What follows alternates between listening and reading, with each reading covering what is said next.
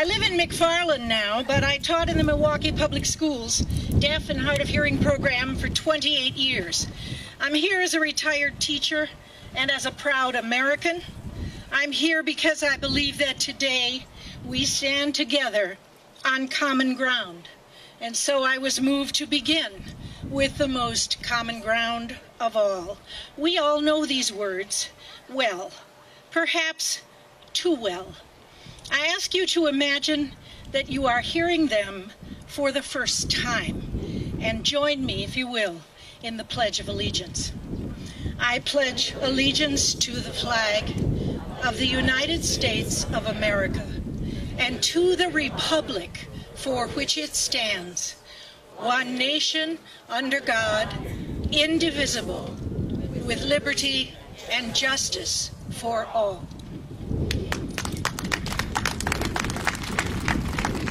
The United States of America has always invested in its children's futures. It built a system of public education that was the first of its kind. It brought education to the rural poor, the urban poor, everybody's children. It opened doors of opportunity. It said that no matter who you are or where you're born, you have a right to education.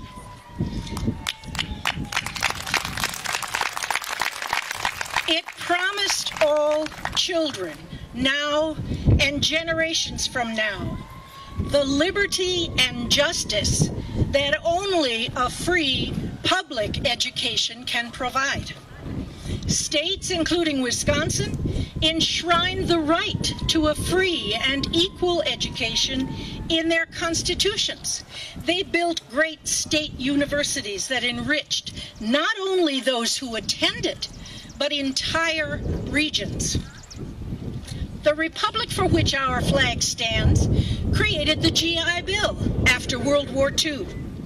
That investment gave rise to a new professional class and a thriving middle class. The beneficiaries of that investment, our greatest generation, they believed in liberty and justice for all. They, in turn, invested in the expansion of public education to include pre-kindergarten, children with special needs, and an end to separate and unequal schools.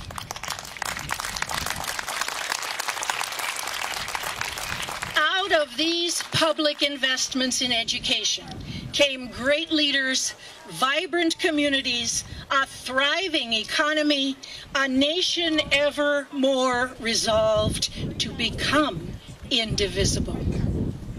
All of their strength, all of their striving, all of their investment was intended to give their children a better life than they had.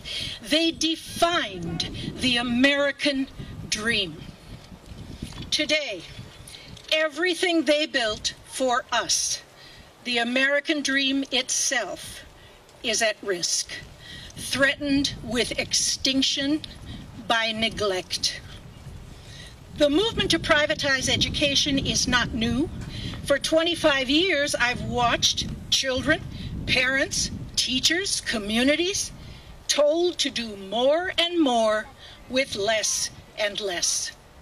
The devastating economic results of this refusal to invest can be seen in rural, urban, and increasingly in suburban communities. It saddens me beyond words that Wisconsin has produced the first generation in our history who will not invest in public education. Yes, this refusal to invest hurts all of us. It breaks the promise of past generations that was made to the 860,000 Wisconsin children who are counting on that promise today. Like a voracious termite, it eats away at the magnificent structures our predecessors built for us. And once those structures crumble and fall, we will never be able to afford to rebuild them. One nation proved to the world the value of public education. One nation, indivisible, succeeded where others had failed thanks to public education.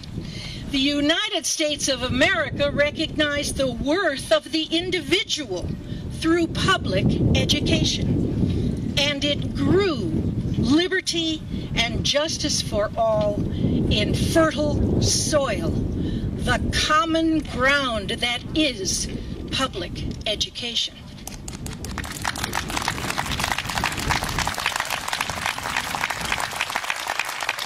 We must remind our legislators of their constitutional responsibility. We must tell them that the republic for which our flag stands does not turn its back on our children and does not destroy what can never be rebuilt. Our predecessors' investments built this country. They built it for us, and we have thrived. We must do the same for our children and our grandchildren. We must invest public money in public education, period.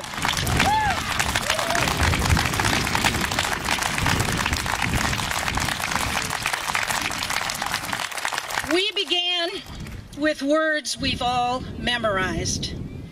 And here are some ideas we dare not forget.